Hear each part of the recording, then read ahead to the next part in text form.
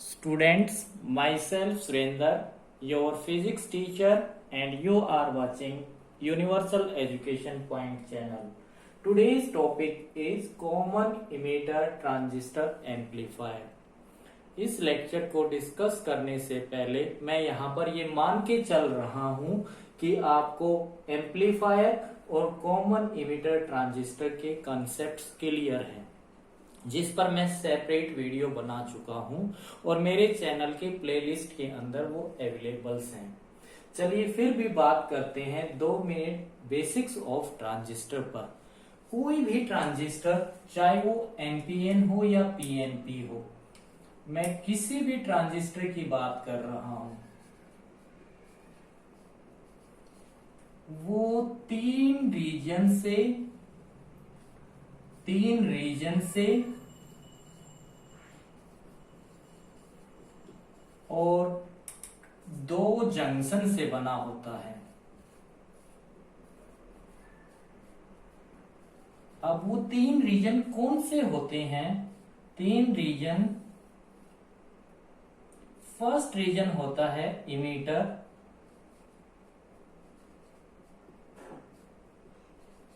जिसको हम ई के नाम से जानते हैं। सेकंड रीजन होता है बेस, जिसको हम बी के नाम से बुलाते हैं। और थर्ड रीजन होता है कलेक्टर,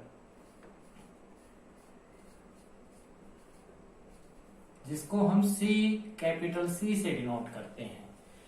इन 3 रीजन्स को हमने डिफाइन किया था 2 पैरामीटर के बिहाव के ऊपर। जो फर्स्ट पैरामीटर था वो इन रीजन की थिकनेस का था, और जो सेकंड पैरामीटर था वो इन रीजन के अंदर डोपिंग लेवल का था। अब 2 जंक्शन कौन से होते हैं? जो फर्स्ट जंक्शन बनता है वो किसके बीच में बनता है? इमीटर के बीच में और बेस के बीच में बनता है। मींस किसके बीच में बनेगा? इमीटर और बेस के बीच में। और जो सेकंड जंक्शन बनेगा वो किसके बीच में बनेगा? कलेक्टर और बेस के बीच में। ये मेरा सेकंड जंक्शन है, ये मेरा फर्स्ट जंक्शन है। यहां से लेकर यहां तक मेरा फर्स्ट, और कलेक्टर से लेकर बेस तक मेरा सेकंड जंक्शन होता है। जैसे मैं किसी भी ट्रांजिस्टर की बात करूं, अगर वो सपोज करो मेरे पास एनपीएन है या पीएनपी है, ये मेरे पास सपोज करो कोई पीएनपी ट्रांजिस्टर है। ये इमीटर है, ये बेस है और ये कलेक्टर है। पहला जो जंक्शन आएगा, मैंने बोला इमीटर बेस के बीच में आएगा। जो ये वो कौन सा जंक्शन है? वो ये वाला जंक्शन है। और हमें पीएन डायोड को जब हमने स्टडी किया था तो पी टाइप सेमीकंडक्टिंग मटेरियल को एन टाइप सेमीकंडक्टिंग मटेरियल के साथ डिफ्यूज करते हैं, तो hole move from P region to N region and electron move from N region to P region, और this process continue up to that, जब तक दोनों रीजन में सैचुरेशन एग्जिस्ट नहीं करता।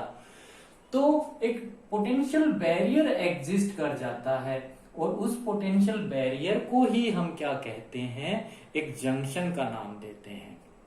मीन्स, और वो जो पोटेंशियल बैरियर की अगर मैं बात करूं तो वो सिलिकॉन के केस में 0.7 वोल्ट का बनता है, और जर्मेनियम के केस में वो कितना बनता है? सिलिकॉन के केस में वो 0.7 वोल्ट बनता है, और जर्मेनियम के केस में वो बनता है 0.3 वोल्ट का नियर अबाउट। और इसी पोटेंशियल बैरियर को, या मैं ये कहूं डिप्लीशन लेयर को, हम किस चीज का नाम देते हैं? रेजिस्टेंस का नाम देते हैं। रेजिस्टेंस का नाम देते हैं। तो मेरा ट्रांजिस्टर 3 रीजन और 2 जंक्शन से बनेगा। अब मैं बात करता हूं यहां पर कॉमन इमीटर ट्रांजिस्टर की मैंने बात कर ली है। ये मेरा फर्स्ट स्टेप है ट्रांजिस्टर का। सेकंड स्टेप की मैं अगर बात करूं, that is the first step, और अगर मैं सेकंड स्टेप की बात करता हूं तो किसी भी डिवाइस से अगर हम आउटपुट नोट करते हैं तो हमें 4 टर्मिनल्स रिक्वायर्ड होते हैं, 2 इनपुट के लिए और 2 आउटपुट के लिए। लेकिन ट्रांजिस्टर के अंदर तो केवल 3 टर्मिनल्स अवेलेबल थे।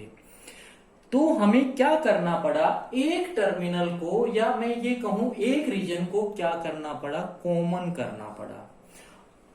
इसलिए ताकि उस कॉमन टर्मिनल को मैं इनपुट में भी यूज कर लूं और उस कॉमन टर्मिनल को मैं आउटपुट के अंदर भी यूज कर लूं। सबसे पहले अगर मैं ट्रांजिस्टर का आपको एक सिंबल बना के दिखाऊं तो सिंबलाइज हम ट्रांजिस्टर को ऐसे करते हैं। अगर मैंने एमीटर को कॉमन किया है तो मैं यहां पर बता दूं, यहां पर ये 3 टर्मिनल है। ये मेरे पास यहां पर अगर मैंने इमीटर को कॉमन किया है तो मैं ये इमीटर टर्मिनल को ये लूंगा, ये मेरा इमीटर, ये मेरा बेस होगा, फिर ये मेरा कलेक्टर होगा। अब ये एनपीएन है या पीएनपी है हम कैसे बताएंगे, वो हमें एक एरो की डायरेक्शन, हम ये एरो ऐसे पुट करते हैं और ये एरो बताती है किसकी डायरेक्शन, ये हमेशा करंट की डायरेक्शन बताती है। और करंट हमेशा कहां से फ्लो करता है, हायर पोटेंशियल से लोअर पोटेंशियल की तरफ फ्लो करता है। तो मेरा अगर ये पीएनपी है या मैं ये कहूं पीएनपी है तो ये मेरे पास ये मेरे पास अगर पीएनपी है, पीएनपी, तो मेरे को एरो क्लियर हो गया, किधर पुट करनी पड़ेगी, अंदर की तरफ, पी से हायर पोटेंशियल से लोअर पोटेंशियल की तरफ ऐसे पुट करनी पड़ेगी। अगर मेरे पास ये ट्रांजिस्टर पीएनपी की बात ना करते हुए मैं किसकी बात करूं, एनपीएन की अगर मैं बात करता हूं तो मेरा एरो किधर आएगा, एरो अंदर की तरफ आने के बजाय एरो ऐसे बाहर की तरफ आएगा, क्योंकि हायर पोटेंशियल पे अब बेस है और लोअर पोटेंशियल पे अब कौन है, इमीटर है। तो अगर मैं एनपीएन की बात करूंगा तो मेरे पास ये एरो बाहर की तरफ आएगी, अगर पीएनपी की बात करूंगा तो एरो अंदर की तरफ आएगी। ये ट्रांजिस्टर का सिंबल था।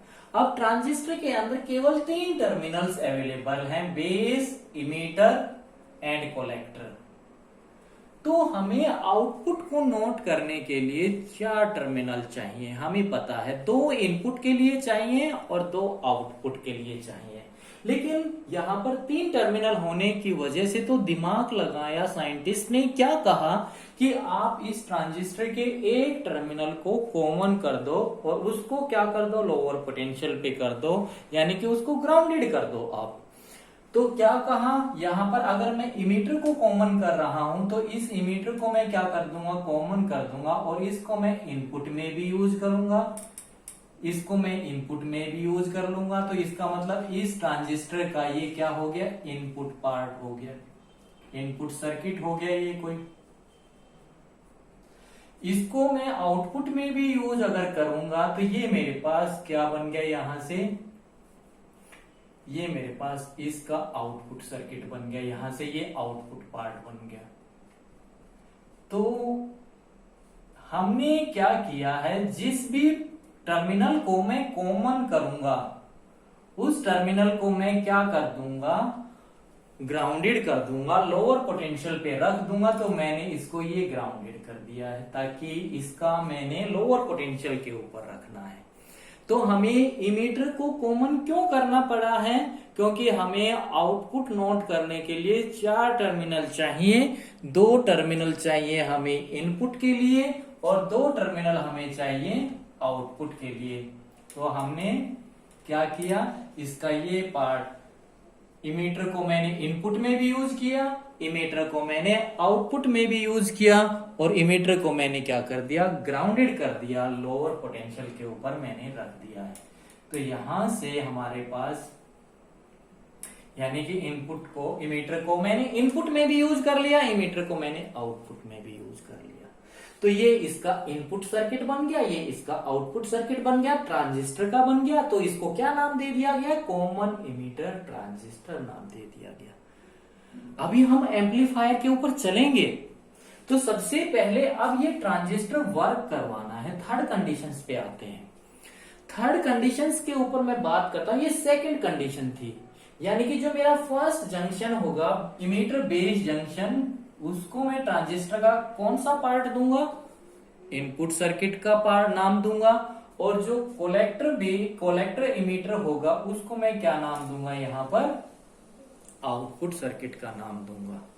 तो अब यहां पर हमने बात करनी है इस ट्रांजिस्टर की, कोई भी ट्रांजिस्टर थर्ड स्टेप्स पे बात करता हूं मैं। ट्रांजिस्टर 3 रीजन के अंदर वर्क करता है, मीन्स मोड ऑफ ऑपरेशन की बात कर रहा हूं। कोई भी ट्रांजिस्टर 3 रीजन के अंदर वर्क करता है। जो फर्स्ट रीजन होता है हमें पता है, हम पढ़ चुके हैं, कट ऑफ रीजन होता है वो, और जो सेकंड रीजन होता है एक्टिव रीजन होता है, और जो थर्ड रीजन होता है वो होता है सैचुरेशन रीजन।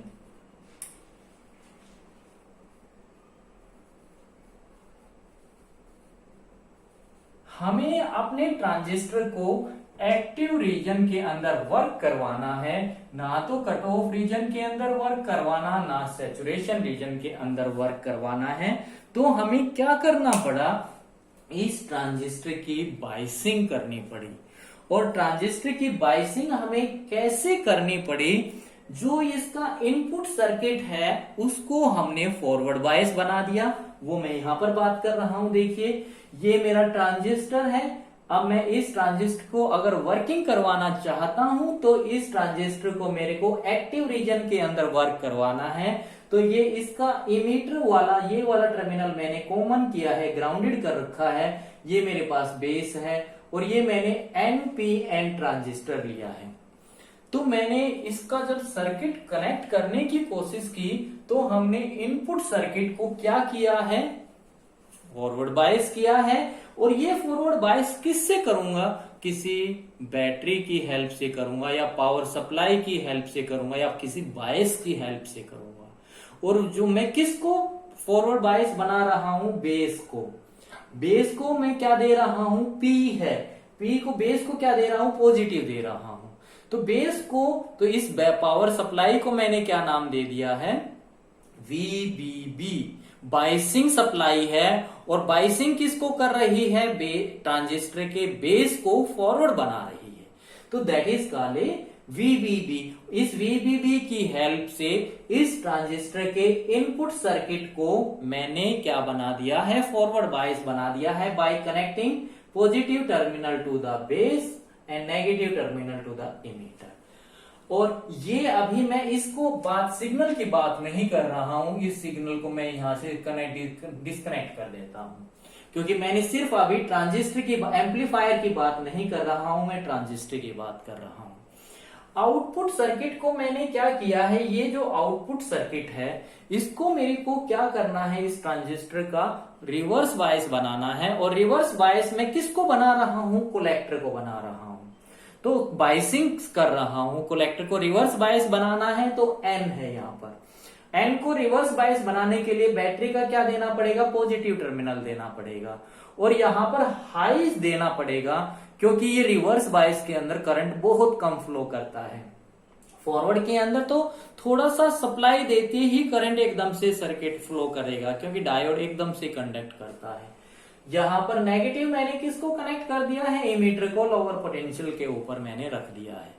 तो मेरे पास, मैंने ट्रांजिस्टर को एक्टिव रीजन के अंदर वर्क करवाने के लिए, एक्टिव रीजन के अंदर हम वर्क क्यों करवाते हैं, ताकि हमें फेथफुल एम्प्लीफिकेशन मिले, यानी कि हमें काम की एम्प्लीफिकेशन मिले, बिना काम की एम्प्लीफिकेशन ना मिले। फेथफुल एम्प्लीफिकेशन उस एम्प्लीफिकेशन को कहते हैं जिस शेप का सिग्नल मैं इनपुट के अंदर दूंगा, उसी शेप का सिग्नल हमें आउटपुट के अंदर मिले। तो इसलिए हमने फेथफुल एम्प्लीफिकेशन के लिए ट्रांजिस्टर को एक्टिव रीजन के अंदर वर्क करवाया, और एक्टिव रीजन के अंदर वर्क करवाने के लिए हमने प्रॉपर एक बाइसिंग कर दी है। और ये RL जो है ये लोड रेजिस्टेंस है। आउटपुट में किसके अक्रॉस नोट करूंगा, कोलेक्टर और इमीटर के अक्रॉस नोट करूंगा। लोड के अक्रॉस कहते हैं हम, लोड के अक्रॉस उस आउटपुट को नोट इसके अक्रॉस करते हैं। यहां पर ये वोल्टेज होगी, ये आउटपुट वोल्टेज होगी, और उसको लोड के अक्रॉस नोट करते हैं। वैसे हम ये जो potential difference, potential drop across collector और इमीटर के एक्रॉस होगी, वो किससे नोट करते हैं? किसी वोल्टमीटर से नोट करते हैं। तो ये मेरे पास आउटपुट सेक्शन है। अब हम बात करते हैं नेक्स्ट स्टेप की। अब दो जंक्शन जो बने हैं उन जंक्शन के रेजिस्टेंस की बात कर लेते हैं। जो ये मेरे पास इमीटर, ये पहला जो जंक्शन है इमीटर बेस जो जंक्शन है, इमीटर बेस को इनपुट सर्किट को में पहला जो जंक्शन है ये जंक्शन है। और ये जंक्शन कैसा जंक्शन है? ये मेरे पास फॉरवर्ड बायस में है। और फॉरवर्ड बायस के अंदर हमेशा कितना, सिलिकॉन की अगर मैं बात करूं तो पोटेंशियल जो बैरियर बनता है 0.7 और जर्मेनियम के अंदर बनता है 0.3। यही क्या चीज है? रेजिस्टेंस है। तो इनपुट के अंदर जो रेजिस्टेंस होगा, थर्ड स्टेप आगे, फोर्थ स्टेप की बात कर रहा हूं अब मैं। थर्ड के मैंने ये सर्किट लगा दिया है। फोर्थ के अंदर क्या कह रहा हूं मैं? इनपुट रेजिस्टेंस को मैं डिनोट कर रहा हूं RI से। और इस केस के अंदर कॉमन इमीटर ट्रांजिस्टर के अंदर इमीटर इनपुट जो रेजिस्टेंस होगा वो मॉडरेटली लो होगा। मीन मॉडरेट का मतलब ना ज्यादा लो और ना ज्यादा लो, मीन्स ना तो कम ना ज्यादा, बीच का। जी कितनी वैल्यू होती है इनपुट रेजिस्टेंस की? 1 to 2 किलो ओम, इतना होता है। और ये जो सेकंड जंक्शन होता है ये मेरे पास रिवर्स बायस के अंदर होता है। और रिवर्स बायस के अंदर पोटेंशियल बैरियर की वैल्यू बहुत ज्यादा होती है, तो वो उसको डिनोट करते हैं हम आउटपुट रेजिस्टेंस की हेल्प से। और वो मॉडरेटली क्या होता है? हाई होता है। मॉडरेटली हाई का मतलब 50 किलो ओम के नियर अबाउट होता है। अगर मैं रेजिस्टेंस गेन की बात करूं, एक पैरामीटर यहां पर डिफाइन कर दूं, रेजिस्टेंस गेन क्या होता है? Output resistance upon input resistance. तो रेजिस्टेंस गेन अगर मैं लिखूं यहां पर, तो रेजिस्टेंस गेन क्या बनेगा यहां पर? Output resistance, resistance gain. Resistance gain कितना होगा यहां पर? आउटपुट हमारे पास R0 है और इनपुट मेरे पास RI है। ये मेरे पास रेजिस्टेंस गेन है। और इसकी वैल्यू अगर मैं निकालने की कोशिश करूं, देखो 50 किलो ओम,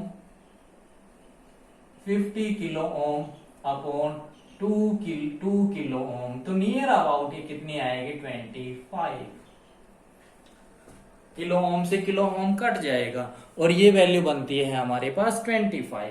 तो ये मेरे पास रेजिस्टेंस की मैंने बात कर ली है। अब अगर मैं बात करूं, देखिए, तो इनपुट सिग्नल को जो मेरा पास AC सिग्नल होगा, जिसको मैं अब एम्पलीफायर वाले कंसेप्ट पे चल रहा हूं, पहले बात कर लेता हूं और दो कंडीशंस के एम्पलीफायर पे पहुंचने से पहले। रेजिस्टेंस की तो मैंने बात कर ली, तो हमारा पहला कंक्लूजन क्या निकला है? आउटपुट रेजिस्टेंस जो है उसकी वैल्यू इनपुट के कंपैरिजन में क्या होगी? नंबर 1 कंडीशन जो निकल के आई है वो क्या होनी चाहिए? आउटपुट रेजिस्टेंस जो है, फर्स्ट कंडीशन, कंडीशंस की मैं बात कर रहा हूं, आउटपुट रेजिस्टेंस क्या होगा? ज्यादा होगा as compare to input resistance. मैं यहां पर लिख देता हूं output resistance, output resistance greater than input resistance. Input से क्या होगा?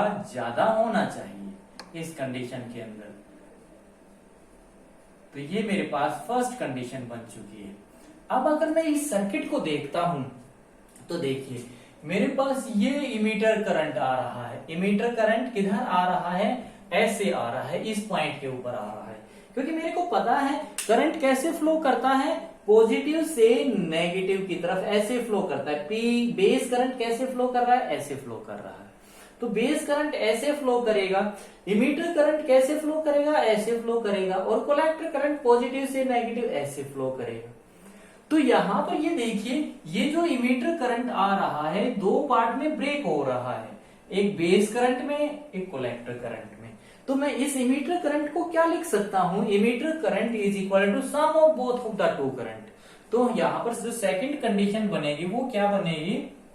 That is equal to emitter current IE that is equal to base current plus collector current, इन दोनों करंट का सम बनेगी। ये IC क्या चीज है, मेरे पास कोलेक्टर करंट है, IB क्या चीज है, मेरे पास बेस करंट है, और IE क्या चीज है, इमीटर करंट है। जो थर्ड कंडीशन बनेगी, क्योंकि और वो जो कंडीशंस होगी वो मेरे पास एम्प्लीफिकेशन फैक्टर के लिए एक इंपॉर्टेंट पैरामीटर है, जिसको कि मेरे को चाहिए क्या, इनपुट तो मैं दूंगा, चेक किसको करूंगा, आउटपुट को। तो आउटपुट को चेक करने के लिए मेरे को आउटपुट चाहिए तो सही, जिसको मैं स्टडी करना चाह रहा हूं। तो वो कैसे निकालूंगा, मैं सिर्फ आउटपुट सेक्शन की बात करूंगा और आउटपुट सेक्शन के अंदर केवीएल लॉ को अप्लाई कर दूंगा। मींस क्या करेंगे, हम केवीएल को अप्लाई करेंगे, किसके अंदर अप्लाई, केवीएल इन आउटपुट सेक्शन। आउटपुट सेक्शन के अंदर हमने केवीएल को अप्लाई किया है, ये अप्लाई किया है, मैं ब्रैकेट में डाल दिया है, यहां पर लिखना था अप्लाई केवीएल इन आउटपुट सेक्शन। तो कैसे करेंगे, देखो मैं ये इसकी हेल्प से तो इसको रिवर्स बायस बना रहा हूं, तो इसकी वैल्यू कितनी होनी चाहिए, this value must be exactly is equal to voltage drop across this, क्योंकि कोलेक्टर करंट ऐसे फ्लो करेगा, इस रेजिस्टेंस के थ्रू फ्लो करेगा, तो वोल्टेज ड्रॉप होगी यहां पर, वो दिस वोल्टेज ड्रॉप प्लस इस कोलेक्टर और एमीटर के अक्रॉस जो वोल्टेज होगी वो आउटपुट में यही तो आएगी, और कोई तो है नहीं। और उसको मैं किससे डिनोट कर रहा हूं, इस वोल्टमीटर से डिनोट कर रहा हूं। तो क्या लिख सकता हूं, VCC is equal to voltage drop across RL plus VCC। तो यहां पर क्या बनेगी, VCC is equal to IC RL, इतनी ही तो लोड के अक्रॉस वोल्टेज ड्रॉप होगी, plus voltage across collector and emitter terminal. हम ये तो निकालना चाहते हैं, तो इसकी वैल्यू को अगर हम निकालना चाहते हैं VCE की वैल्यू, तो ये क्या बनेगी, दैट इज इक्वल टू, इसको इधर ले आऊंगा और इसको इधर ले आऊंगा, दैट इज इक्वल टू क्या बनेगी, इसको इधर ले आया, VCC माइनस ICRL, ये बने। तो चलिए अब हम एम्प्लीफिकेशन की बात करते हैं, जो कि क्योंकि इस ट्रांजिस्टर के थ्रू हम सिग्नल को एम्प्लीफाई कैसे करेंगे।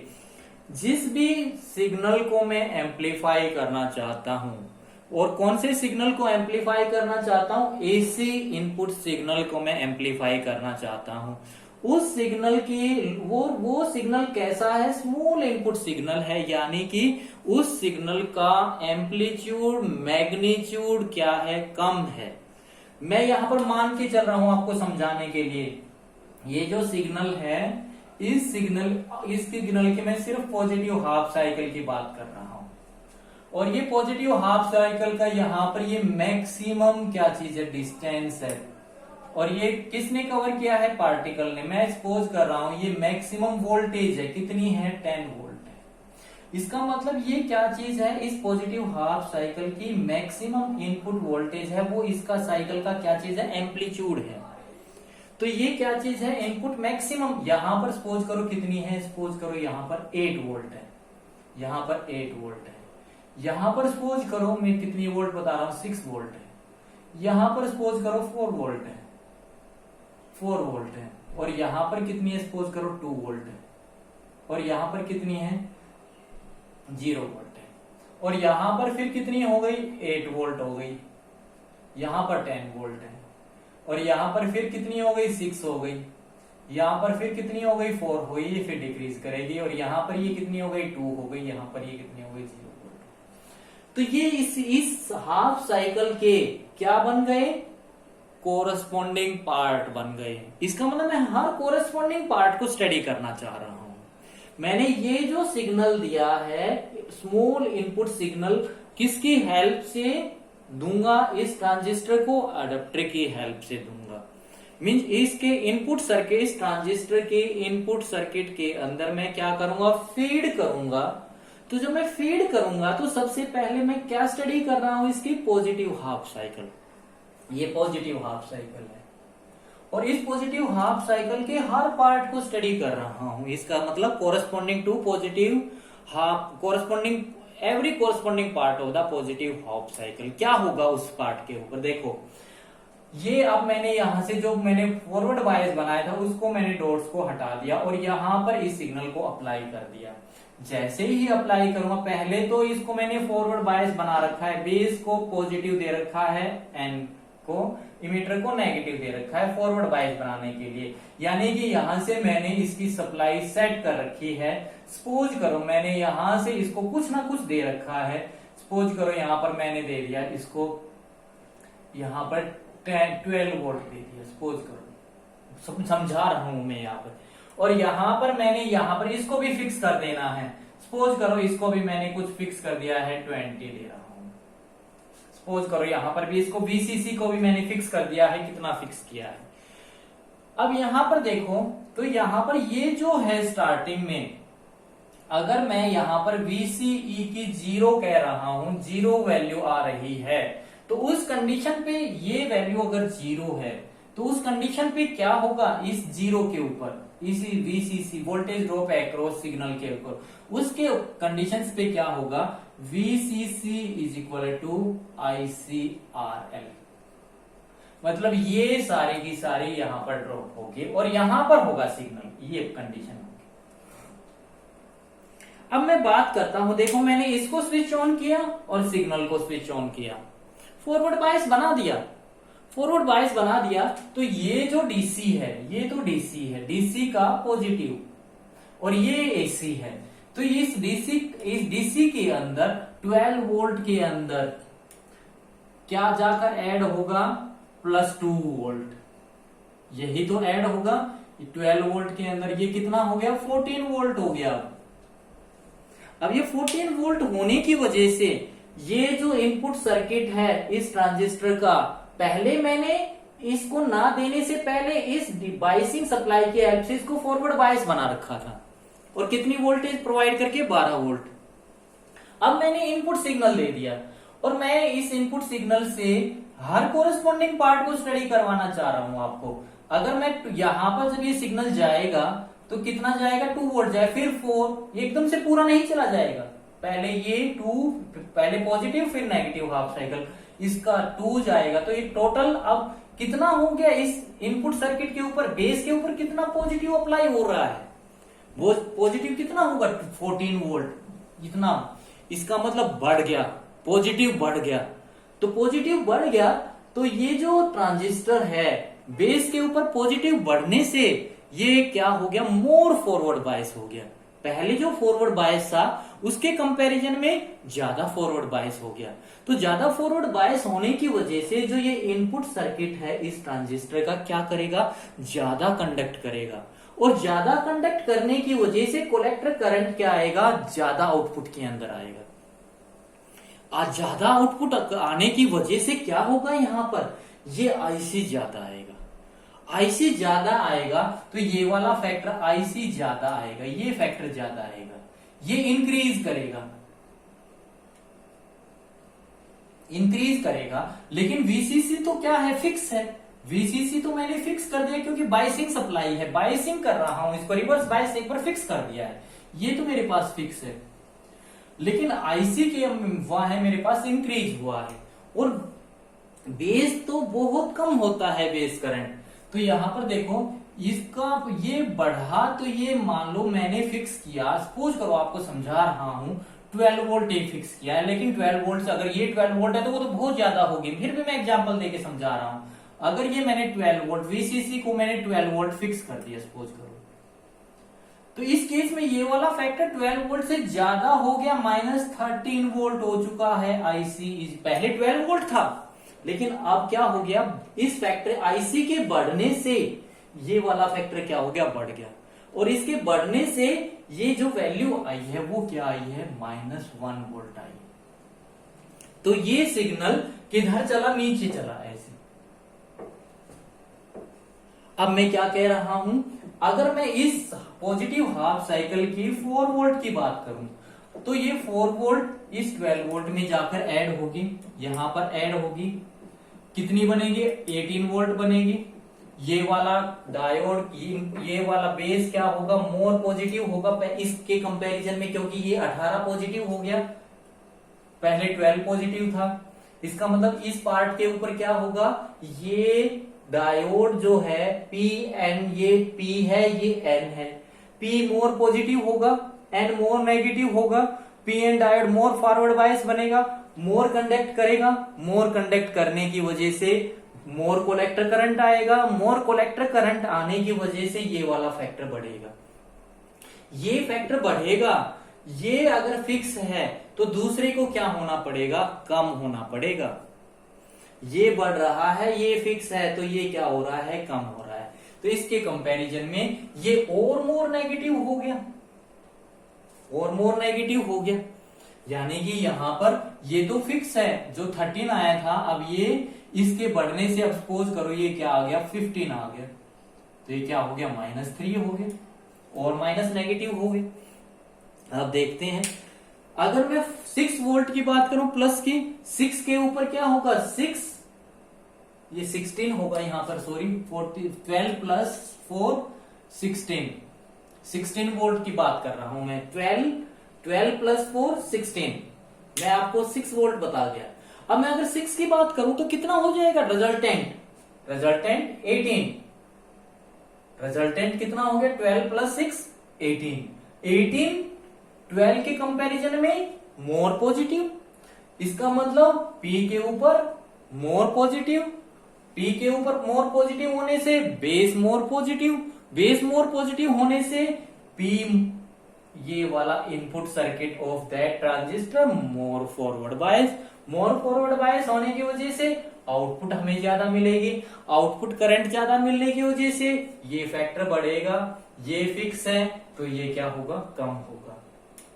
तो यहां पर मोर माइनस नेगेटिव आएगी, ऐसे चलते चलेंगे हम, मोर नेगेटिव आएगी। इसके बाद में अगर इस 8 की बात करूं तो 8 पे क्या होगा, 20 होने से मोर forward bias, more collector current, more this factor less this factor, तो ये फैक्टर हमें ऐसा चलता चलेगा। अगर मैं इसकी बात करूं 10 की, तो अब कितना हो गया, प्लस 22 वोल्ट होने की वजह से मोर फॉरवर्ड बायस, मोर कंडक्ट करेगा इनपुट सर्किट, मोर करंट कलेक्टर करंट मिलेगा, ये वाला फैक्टर क्या होगा, ज्यादा इंक्रीज होगा, ये वाला फैक्टर कम होगा।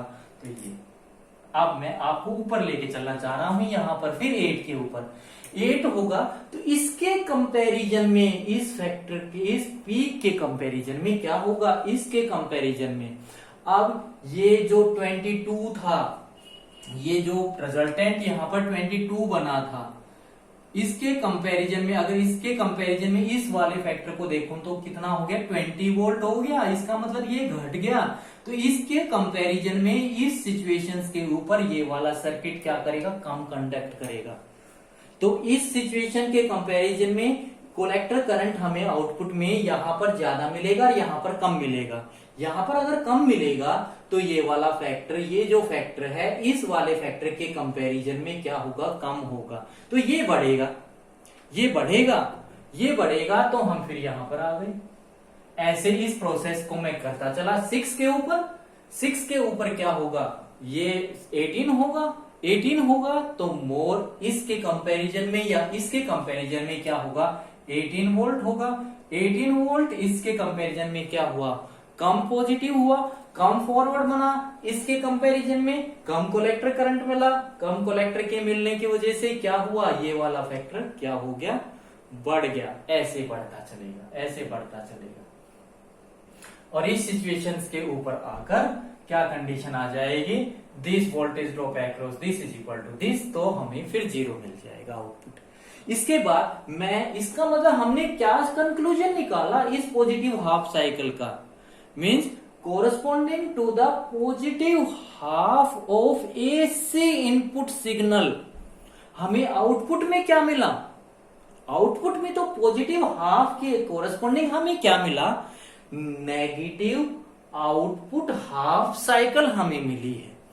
मींस इस पॉजिटिव के कोरस्पॉन्डिंग हमें क्या मिला है, नेगेटिव हाफ साइकिल। दोनों हाफ साइकिल में क्या है, फेज डिफरेंस है, कितना, 180 डिग्री का। चलिए बात कर लेते हैं पहले पॉजिटिव नेगेटिव हाफ साइकिल की।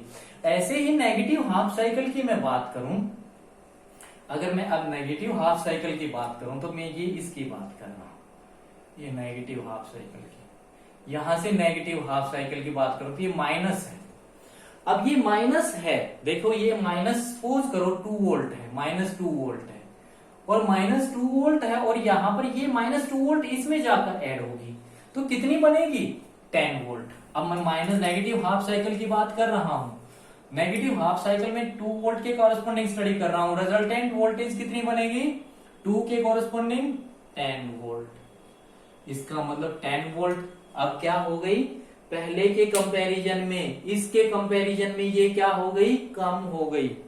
इसके कंपैरिजन में ये वाला जो P है क्या हो गया, लेस पॉजिटिव हो गया और लेस पॉजिटिव होने की वजह से लेस कंडक्ट करेगा ये वाला इनपुट सेक्शन। लेस कंडक्ट करने की वजह से लेस कोलेक्टर करंट मिलेगा।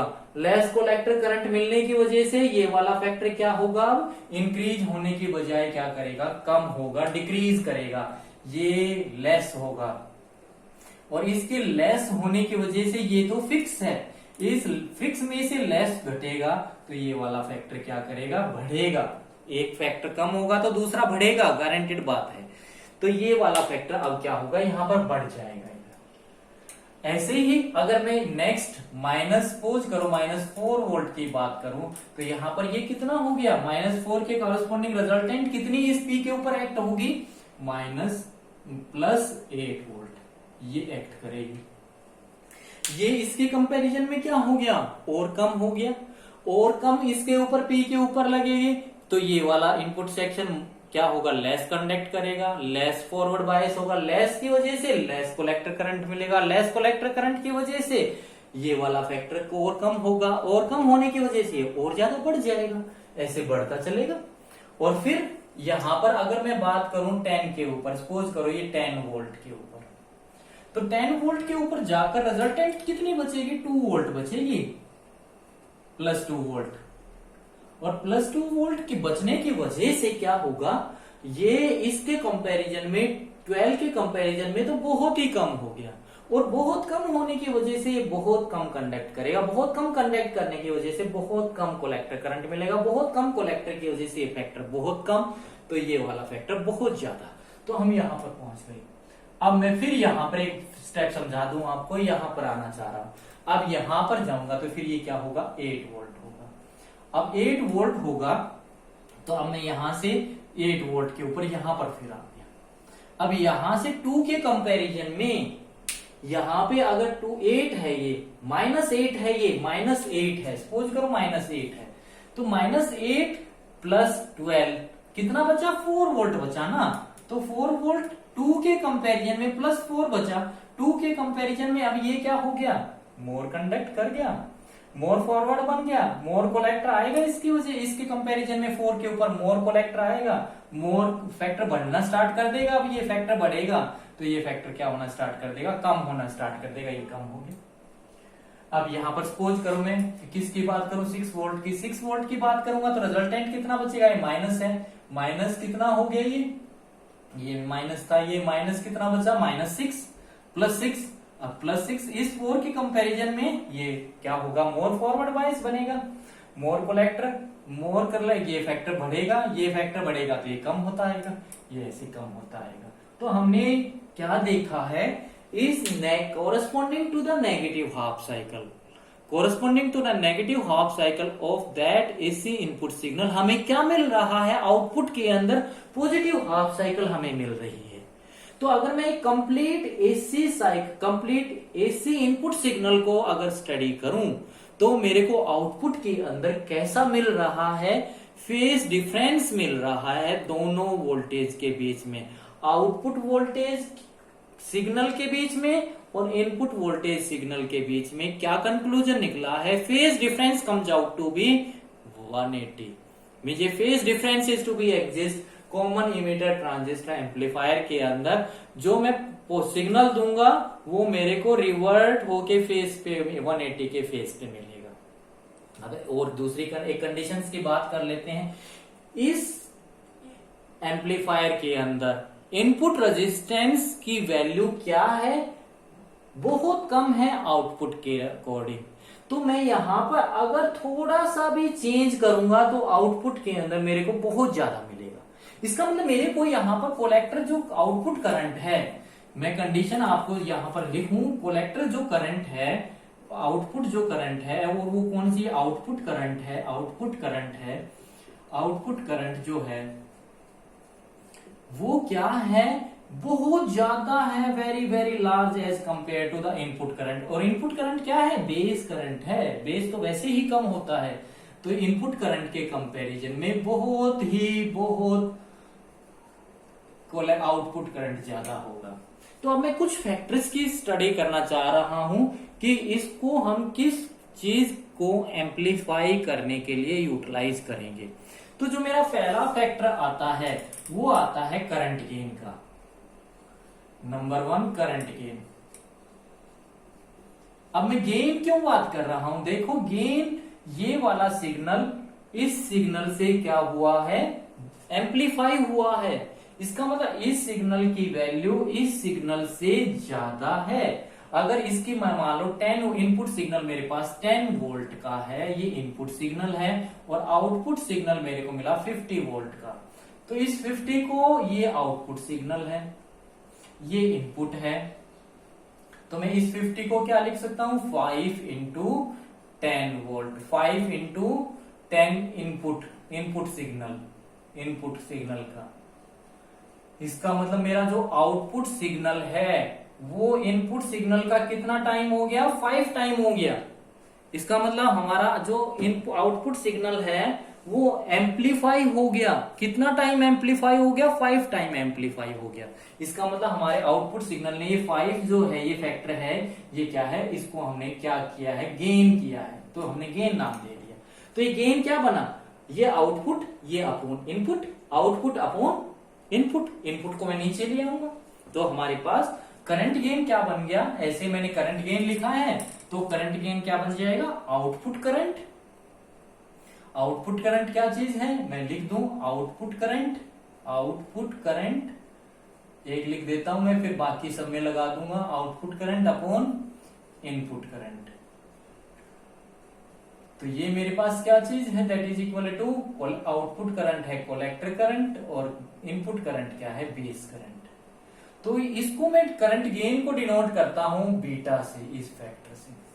और यहां पर कोलेक्टर करंट तो बहुत ज्यादा है बेस करंट के, तो यहां पे करंट गेन बहुत ज्यादा आएगा as compare to common base transistor amplifier के। तो ये करंट को अगर एम्पलीफाई करना है तो मैं इस ट्रांजिस्टर को यूटिलाइज करूंगा।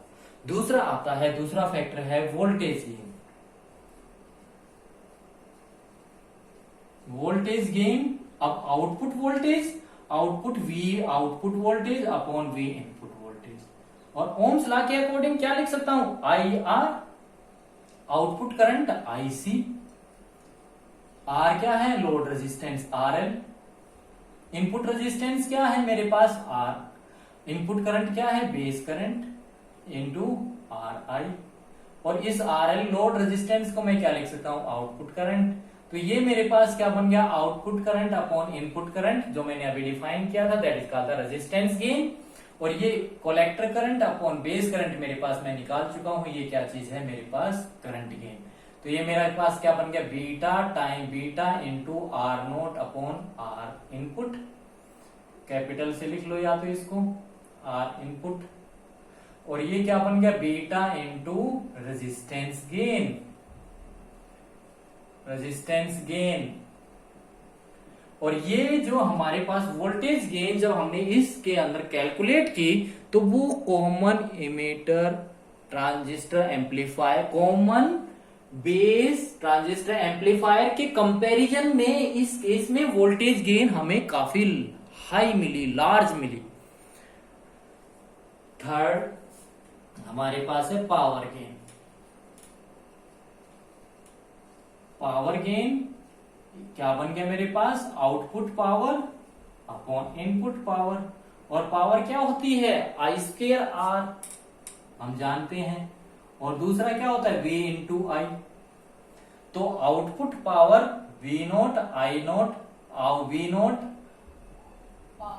We naught output power upon output current collector current, input power upon input current, base current. ये तो मेरे पास क्या है, करंट गेन है बीटा, और मैं यहां पे output upon input power voltage gain निकाल चुका हूं, beta time resistance gain, resistance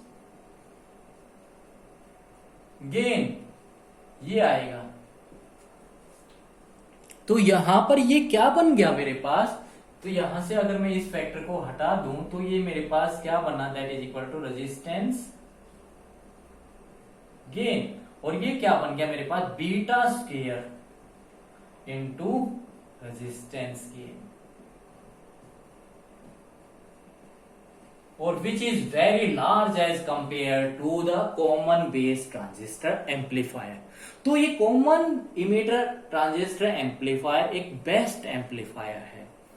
तो ये था कॉमन इमीटर ट्रांजिस्टर एम्पलीफायर। अगर मेरा लेक्चर आपको अच्छा लगे तो मेरे लेक्चर को लाइक जरूर करें, शेयर जरूर करें, और मेरी आपसे रिक्वेस्ट है मेरे चैनल को सब्सक्राइब जरूर करें। आपका सब्सक्रिप्शन मेरे फिजिक्स परिवार को इंक्रीज करेगा। आपके एक सब्सक्रिप्शन से मेरे को कोई बेनिफिट नहीं होने वाला, मैं सिर्फ ये चाहता हूं कि मेरा फिजिक्स परिवार इंक्रीज करे। Thank you.